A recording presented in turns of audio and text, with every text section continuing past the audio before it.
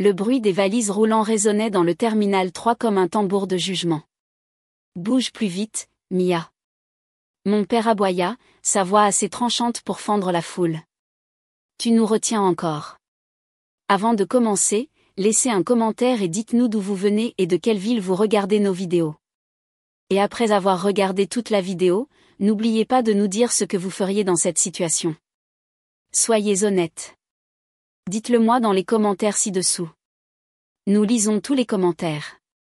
Commençons. Je me suis mordu la langue et je me suis écarté tandis que ma demi-sœur Leia me dépassait avec assurance, ses escarpins de marque cliquetant sur le sol poli comme un compte à rebours vers l'humiliation. Elle repoussa ses cheveux blonds et brillants en arrière et eut un sourire narquois. Peut-être est-elle nerveuse, dit-elle, en me jetant un regard. C'est probablement la première fois qu'elle voit un avion de près. Mon père gloussa, sans même essayer de cacher son dédain. Elle ne peut même pas se payer l'économie. Leia. Ne vous attendez pas à ce qu'elle comprenne comment fonctionnent les aéroports. Des rires suivirent. Des têtes se tournèrent. La chaleur me brûlait le visage, mais je ne dis rien. J'ai juste ajusté la bretelle de mon vieux sac à dos et j'ai regardé les fenêtres géantes où les avions brillaient sous le soleil du matin. Ils prenaient l'avion en première classe pour New York pour une célébration de famille. Une personne était techniquement invitée, mais n'a jamais vraiment voulu y assister. Leia leva sa carte d'embarquement avec un sourire. Embarquement en première classe, papa. Nous aurons du champagne avant le décollage. Profitez-en, dis-je à voix basse. Elle leva les yeux au ciel. Ne sois pas amère. Certains d'entre nous font simplement de meilleurs choix de vie. Celle-là m'a piqué. Parce que 2 ans auparavant, j'avais fait un choix. Quitter l'entreprise de mon père après qu'il ait épousé une femme seulement 5 ans plus âgée que moi et qu'il ait donné à sa fille Leia tout ce que j'avais construit. Maintenant, il se tenait là, tout sourire et statue, tandis que j'étais l'étrangère avec une vieille valise et un visage tranquille. Faites-nous une faveur, dit mon père, baissant la voix. Essayez de ne pas embarrasser le nom de famille. Les gens parlent. Je l'ai regardé droit dans les yeux. Les gens parlent toujours, papa. C'est ce qu'ils disent plus tard qui compte. Avant qu'il ne puisse répondre, le haut-parleur annonça l'embarquement de leur vol. Ils rassemblèrent leurs bagages et se dirigèrent vers la porte d'embarquement. Leia se tourna, un sourire narquois par-dessus son épaule. À bientôt en classe économique si tu peux te payer le billet. Ils rirent en s'éloignant. Je les regardai disparaître dans le tunnel de la porte. Ma poitrine se serra, mais mon expression resta ferme. Les voyageurs se précipitaient. Des familles se serraient dans les bras, des hommes d'affaires sur leur téléphone, des enfants pleuraient. Mais alors une ombre traversa le sol poli. Des bottes, en cuir noir verni. Un grand homme en uniforme bleu marine s'arrêta devant moi, sa posture rigide, sa voix calme mais impérative. Mademoiselle Monroe. Les rires de mon père résonnaient encore faiblement depuis la porte d'embarquement. Oui, dis-je. L'officier se redressa. Votre jet est prêt, madame. Nous commencerons la prévole dès que vous serez prête. Les mots traversèrent le bruit comme le tonnerre. Mon père se retourna à mi-pas, Leia se figea à côté de lui. Leurs visages se vidèrent de leur couleur tandis qu'une douzaine de passagers s'arrêtaient pour regarder. Je clignai des yeux une fois lentement, puis je souris. Parfait timing. J'en avais assez de rester debout. Des exclamations parcoururent la foule tandis que l'officier désignait le terminal privé au-delà de la barrière de sécurité. Une voiture noire et élégante attendait près de la piste. La bouche de Leia s'ouvrit. Laissez-la. L'officier fit un signe de tête professionnel. Oui, madame. Mademoiselle Monroe en est propriétaire. Je rencontrai les yeux stupéfaits de mon père. Tu avais raison, papa. Je ne peux pas me permettre l'économie. Je fis une pause, puis ajoutai doucement. C'est trop petit pour moi maintenant. Puis je me retournai et partis, calme, posé, mon cœur battant à chaque pas. Les portes vitrées s'ouvrirent et la lumière du soleil se répandit sur le tarmac. Le vent me fouetta les cheveux tandis que le vrombissement des moteurs remplissait l'air. Pour la première fois depuis des années, je ne me sentais pas petite. Je me sentais intouchable. La porte du jet de luxe se ferma derrière moi avec un léger sifflement, scellant le chaos de l'aéroport. L'odeur du cuir poli et de l'espresso remplaça le parfum bon marché et les rires dont je venais de m'éloigner. « Bienvenue à bord, mademoiselle Monroe », dit l'officier Grant, souriant maintenant avec une sorte de respect tranquille qui venait de la connaissance exacte de qui j'étais. Je me laissai tomber dans un siège couleur crème près de la fenêtre tandis que les moteurs grondaient sous le plancher. La ville s'étirait en dessous comme une histoire que j'avais déjà fini de lire. Alors que le jet commençait à rouler, mon téléphone vibra. Papa clignotait à l'écran. Je le laissai sonner 2 fois avant de répondre. Mia, sa voix claqua, aussi vive que jamais. Quel genre de blague tu me fais? Pas de blague, répondis-je froidement. J'ai juste arrêté de vivre selon ta version du succès. Je t'ai demandé d'être pratique, claqua-t-il. Au lieu de ça, tu es parti à la poursuite de rêves. Des rêves, dis-je, me penchant en arrière. J'ai construit l'entreprise que tu diriges encore, papa. Celle que j'ai aidé à concevoir avant que tu ne me remplaces par Ila. Il y eut un silence. Puis sa voix se fit plus basse. Tu aurais pu rester, Mia. Tu n'étais pas obligée de partir. Je regardai par la fenêtre, me souvenant de cette nuit-là, il y a 2 ans. Les cris, la trahison, le moment où il a remis mon portfolio de projet à Leia comme si je n'existais pas. Tu as raison, dis-je doucement. Je n'étais pas obligée. J'ai choisi de le faire. La ligne se coupa. Grant s'avança, posant un dossier sur la table à côté de moi. Votre itinéraire, madame. Réunion avec les investisseurs à Manhattan à 15 heures. Votre équipe de sécurité vous escortera depuis le terminal. Merci, dis-je, en fermant le dossier. Il hésita. Si je peux me permettre, ce n'est pas tous les jours que quelqu'un reprend tout ce qu'il a perdu. Je souris faiblement.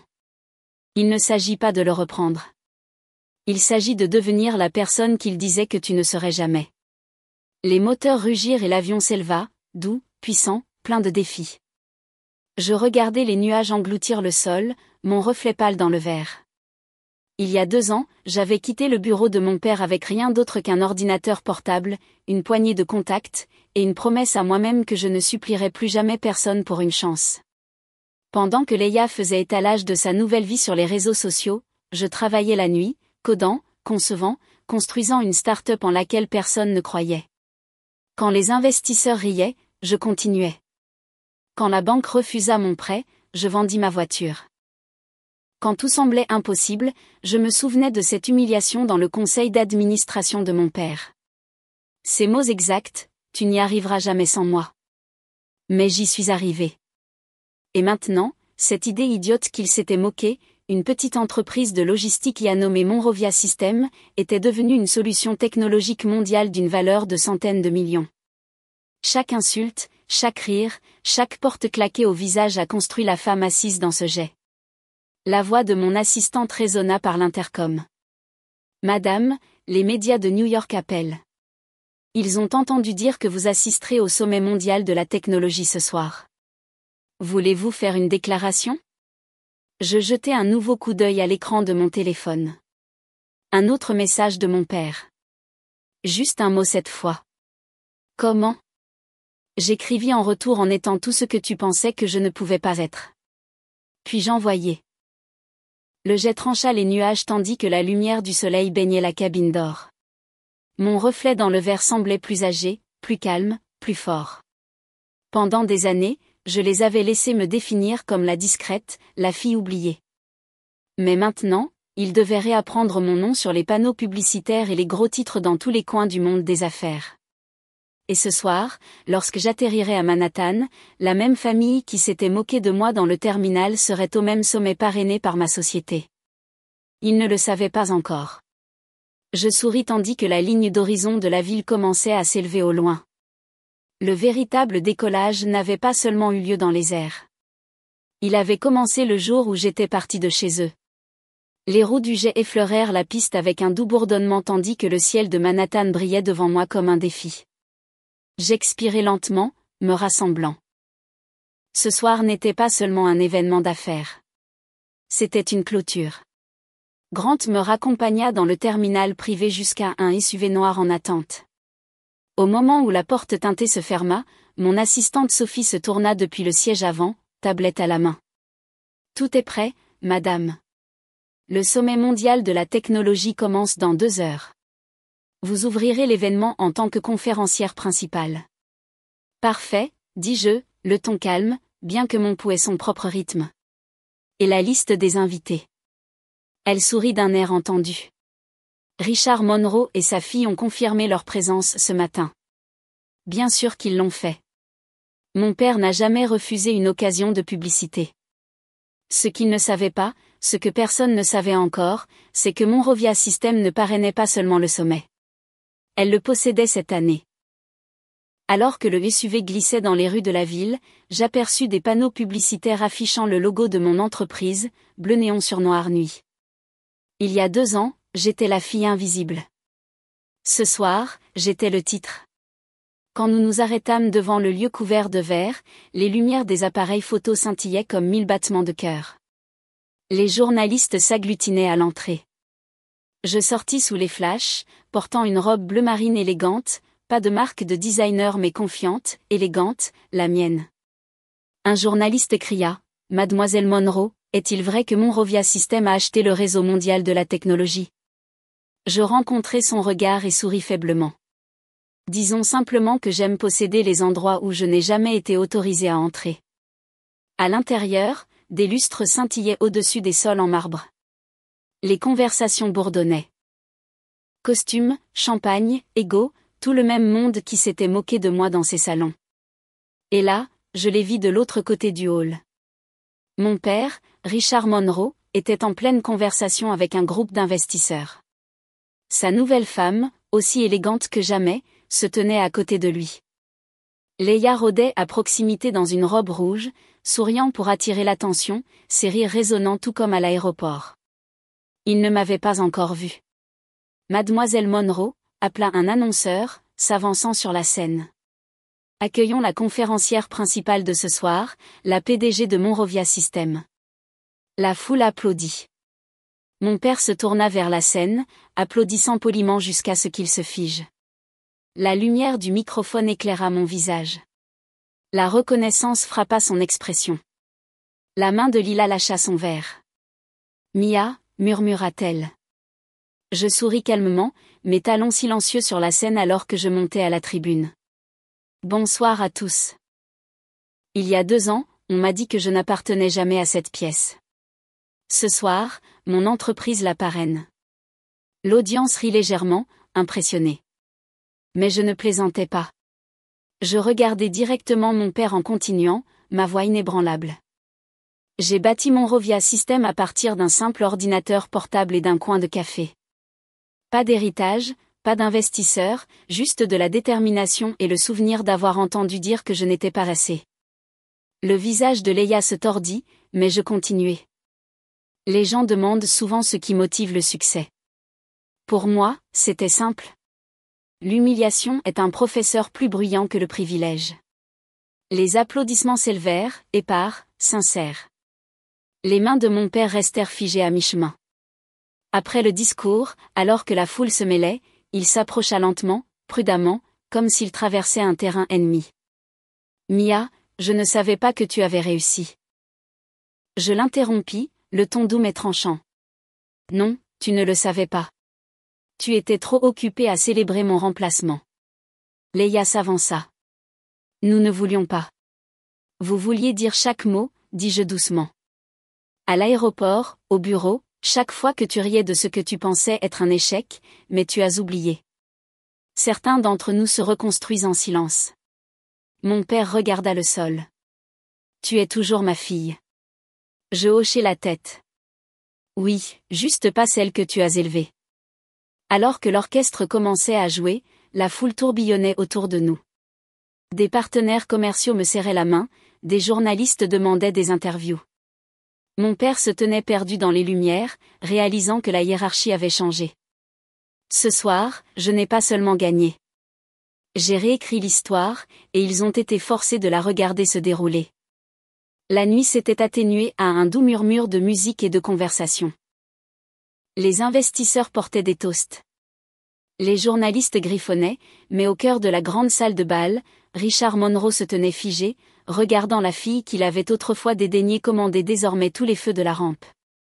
Je n'ai pas fanfaronné. Je n'en avais pas besoin. Leur silence suffisait. Sophie s'approcha de moi avec un verre d'eau pétillante. Madame, les médias veulent une déclaration finale avant de partir. Je pris le verre, mes yeux toujours fixés sur mon père de l'autre côté de la pièce. Faites-les attendre une minute. Leia se tenait à côté de lui, son rouge à lèvres rouges se transformant en une ligne nerveuse. Elle murmura quelque chose, mais Richard ne bougea pas. Son expression avait changé. Moins d'arrogance, plus d'incrédulité. Peut-être même du regret. Quand je me suis finalement approchée, les conversations autour de nous se sont tues.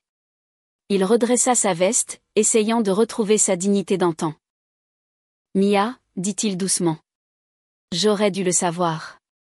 Tu as toujours été perspicace. Je ne pensais juste pas pouvoir réussir sans toi. Je l'interrompis, la voix calme, même gentille. Tu l'as rendu clair. Il expira. J'ai dit des choses que je regrette. Non, répondis-je, posant mon verre sur la table. Tu as dit des choses qui m'ont construite. Ses yeux rencontrèrent les miens, fatigués, vaincus. Tu aurais pu me le dire. Nous aurions pu travailler ensemble. Je souris faiblement. Tu m'as appris que travailler avec toi signifiait me perdre. Je ne suis pas partie pour te punir. Je suis partie pour me souvenir de qui j'étais. Leia s'avança, forçant un rire tremblant. Allez, Mia. Ne fais pas l'héroïne. Tu as eu de la chance avec les investisseurs. C'est tout. Je me tournai vers elle, toujours souriante. La chance ne te maintient pas en affaires pendant 2 ans de suite. Et les investisseurs n'achètent pas les entreprises. Ils achètent la conviction. Quelque chose que tu n'as jamais eu en personne d'autre que toi-même. Son visage se durcit. Tu penses que ça te rend meilleur que nous? Non, dis-je. Ça me rend juste libre. Derrière moi, l'annonceur demanda les remarques de clôture. Sophie me fit signe vers la scène. Mais je levai la main. Une seconde. Je regardai mon père, ma voix devenant plus douce. Réel. Tu sais ce qui m'a le plus blessé? Ce n'est pas de perdre l'entreprise. C'est de réaliser que ma famille ne me valorisait que quand j'étais pratique. Il avala difficilement. Tu as raison. Je t'ai échoué. Pendant un instant, j'ai presque cru à sa sincérité. Presque. Mais certaines excuses arrivent trop tard pour avoir de l'importance. Alors au lieu de l'amertume, j'ai offert quelque chose qu'il n'attendait pas. La grâce. Je te pardonne, dis-je doucement. Pas parce que tu le mérites, mais parce que je le fais. J'ai porté ce poids assez longtemps. Il cligna des yeux, stupéfait. Mia. Je reculai, jetant un coup d'œil à la bannière lumineuse au-dessus de la scène. Monrovia System. Construire le futur. Tu avais raison sur une chose, papa, dis-je, souriant doucement. Je ne pouvais pas me permettre l'économie. Je n'étais jamais destiné à voler si bas. Et sur ces mots, je me retournai, retournant vers la scène. Les projecteurs s'allumèrent, les caméras roulèrent, et les applaudissements grondèrent dans la salle alors que je prononçais le discours final. J'ai parlé de résilience, du pouvoir de reconstruction, et de la façon dont être sous-estimé était le meilleur terrain d'entraînement pour le succès. Mais en parlant, j'ai vu mon père et Leia près de la sortie, regardant en silence alors que la foule se levait pour moi. La fille qu'ils avaient moquée, dirigeant maintenant un empire. Quand les applaudissements se terminèrent, je descendis de scène, le cœur calme. Sophie me tendit mon manteau et murmura, « Tu l'as fait. » Je regardai une dernière fois vers les portes. Non, dis-je. Je me suis juste arrêté de les laisser définir ce que cela signifiait. Dehors, la ville scintillait de 1000 feux. Mon jet attendait de nouveau sur la piste privée, les moteurs ronronnant doucement. En montant à bord, Grant salua, « Retour en Californie, madame. » Je souris. Chez moi, ou que ce soit vraiment. Et alors que l'avion s'élevait à travers les nuages, je pensais à ce matin à l'aéroport, au rire, à l'humiliation. Maintenant, à des kilomètres au-dessus d'eux, je comprenais enfin. Certains adieux ne se disent pas avec des mots. Ils s'écrivent en altitude.